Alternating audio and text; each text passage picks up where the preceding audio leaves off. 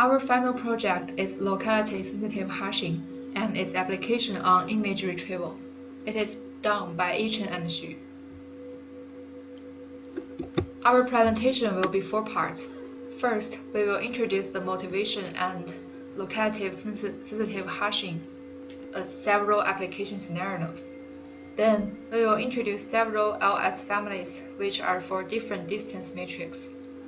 After that, we will talk about our implementation on one of the LSH application scenarios, the image retrieval. At last, some related work including improvements on LSH will be presented. In many application scenarios, the data to be handled is usually very large and has high dimensions. Some good examples could be image retrieval, duplicate documents checking, and recommendation systems building. So, how to quickly find an atom which is most similar to a given atom from a large dataset is a problem.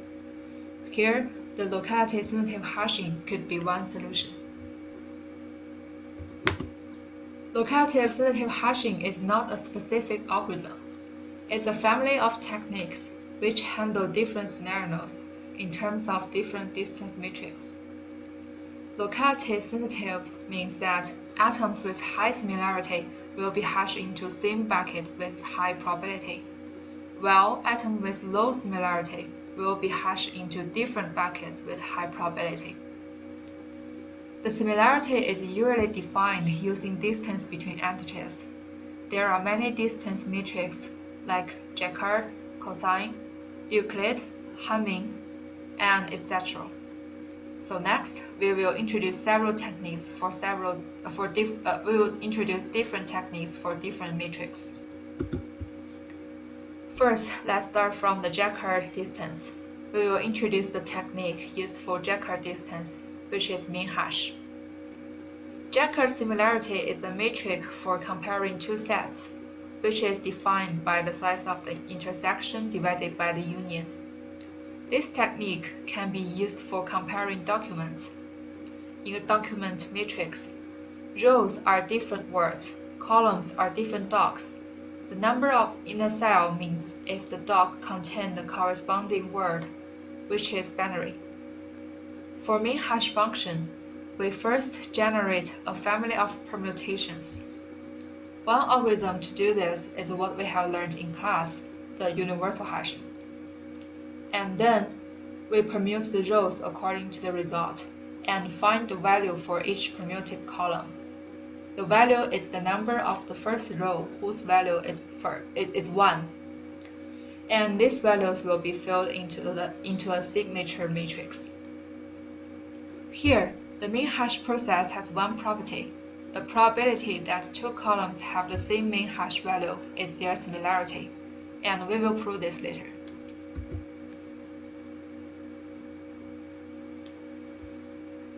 Here's the demonstration of mean hash process. First, we establish this table. The columns represent different documents, the rows represent the word, and the number in each cell represent whether the corresponding words appear in corresponding document or not. After generating a family of permutations, we have selected results like this table in the middle. We are going to take this blue column as an example. The number in the first row represents that we are going to put 1 into the first row, and put 2 in the second row, and so on. So using this table, we could generate the signature matrix.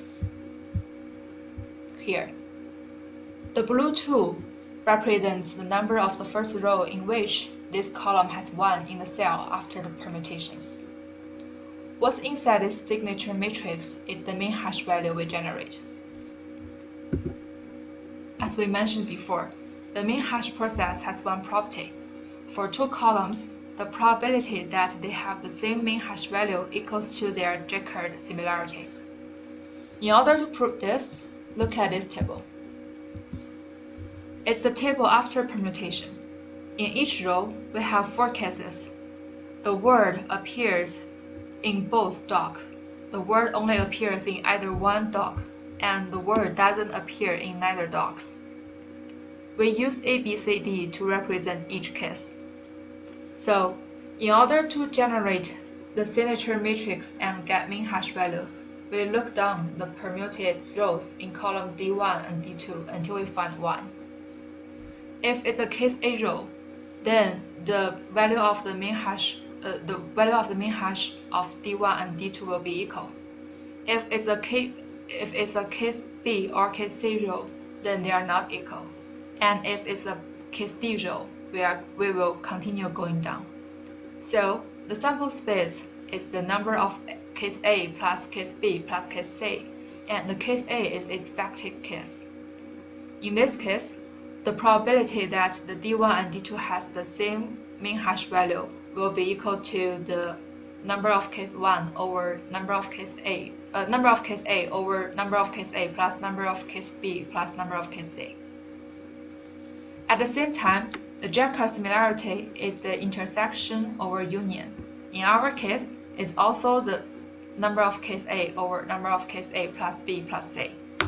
In this case, we prove that the probability equals to the Jaccard similarity.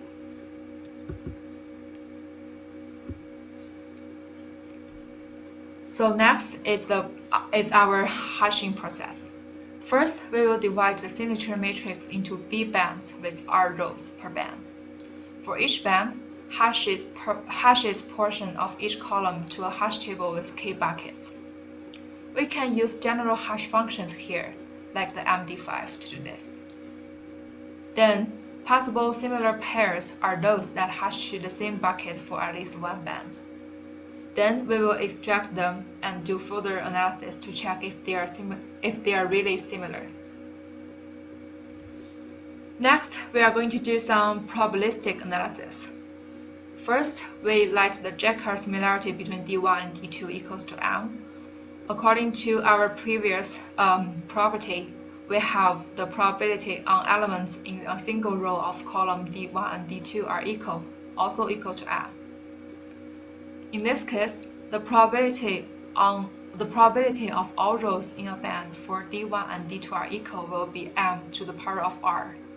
So, the probability on some rows in a band for D1 and D2 are not equal will be equals to 1 minus M to the power of R. To go deeper, the probability of all bands for D1 and D2 are not equal will be 1 minus M to the power of R to the power of B, since we have B bands. So the probability that at least one band equal for D1 and D2 will be 1 minus M to the power of R to the power of B. Next, this we can say that this probability could be affected by the parameter R and B. So in the middle figure, we first define the false positive and false negative.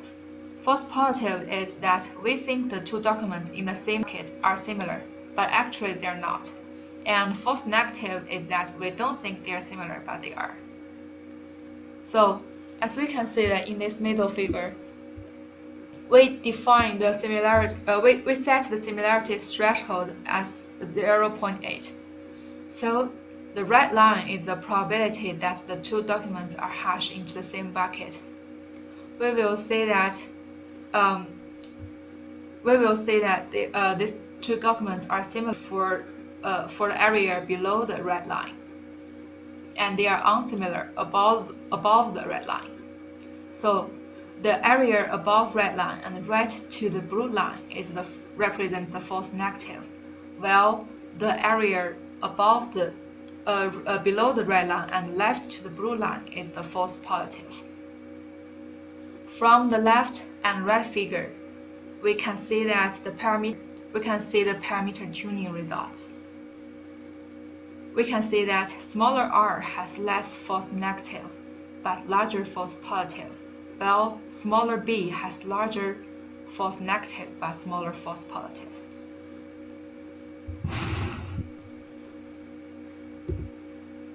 For now, we have talked about the locality-sensitive family, so here I will give a formal definition. Assume we have a distance measure and the family H of hash function is set to be D1, D2, P2 sensitive. If for any two elements, if their distance is less than D1 means they are similar enough, then their hash values for hash functions will be larger or equal to P1. And if their distance is larger than P2, their hash functions have the same value, it will be less than or equal to P2. So the P1 and P2 are two probability guarantee. So we can also amplify these hash functions to have more rigorous P using N, and another method is OR. So for N, it's we say that for a family of hash functions, we need to have all the hash functions which have the hash value of the two elements are the same. Only in this case, they have the same hash value. So in this case, the P1 and P2 becomes P1 to the power of A and P2 to the power of A. A is the number of functions in the hash function family. And the OR method means there only need to be at least one hash function in the family. They have the same value on the two elements. So the probability becomes 1 minus 1 minus P1 to the power of B, and the same for P2. So B is number of functions in the family.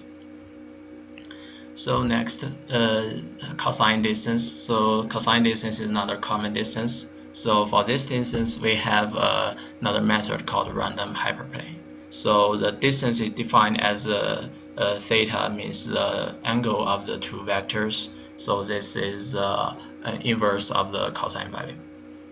And we pick a random vector v, which determines a hash function with two buckets. So only if the dot product of v and every element x is positive, the hash value is positive 1, otherwise it's negative 1.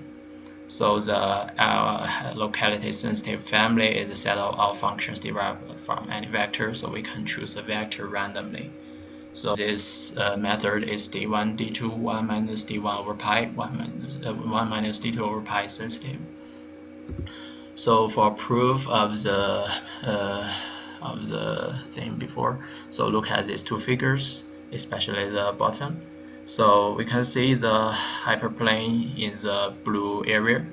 So it divides the 2 points into the same side of the plane. But the red one divide them into different side of the plane. So red one means they are hashed into different buckets. So the probability that they have the same hash value is 1 minus the red area. So the red area is theta over pi. So it's 1 minus dxy over pi. Dxy there the angle between the two vectors.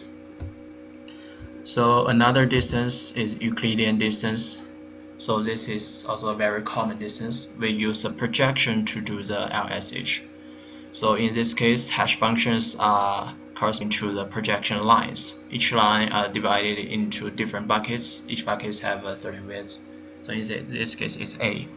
And we assume the distance between the 2 points are D. So we can now I will show the proof of the LSH sensitive. So when D is less than or equal to half of A, then the 2 points are hashed into the same bucket have larger than half probability, because we can consider the edge case D is to A over 2. So the edge case and the 2 points are the line between 2 points are parallel to the projection line. So in this case, the D is A over 2, so the probability that this line is within a bucket is definitely 1 over 2.5. So when D is less than or equal to A over 2, there will be higher probability they will be hashed into the same bucket. And then D is larger or equal to 2A. So look at this figure. So the horizontal distance between the two lines is D cosine theta. So only when these D cosine theta are less than or equal to A, then they can have probability to be hashed into the same bucket. Otherwise, they can never be hashed into the same bucket like this figure. So in this case, D cosine theta need to be less than or equal to A. So the cosine theta need to be less than or equal to A over D. So it's at most 1 over 2. So the theta should be between 60 degrees and 90 degrees. So the probability is 1/3. So this is a maximum probability when d larger or equal to 2a. So this projection method is half of a, 2a, half, and 1/3 sensitive. Besides these three common distances, we also have more distances like Hamming distance, LP distance, which is a more general distance for Euclidean, and also chi-square, adage, etc. So for Hamming distance, we have these are for binary vectors, and the length is d. So we just random select the index, so it guarantees the probability that two elements have the same hash value is this 1 minus yi minus yj over d. And for p-stable LSH, so p-stable means this these d random variables are IID to the same distribution mu, and then consider any d real values is v1 to vd. The summation of these values and the variables have the same distribution as LP distance times x. X is another random variable, have the same distribution mu. Like when p is 1, we know it's Cauchy distribution, p is 2 is Gaussian.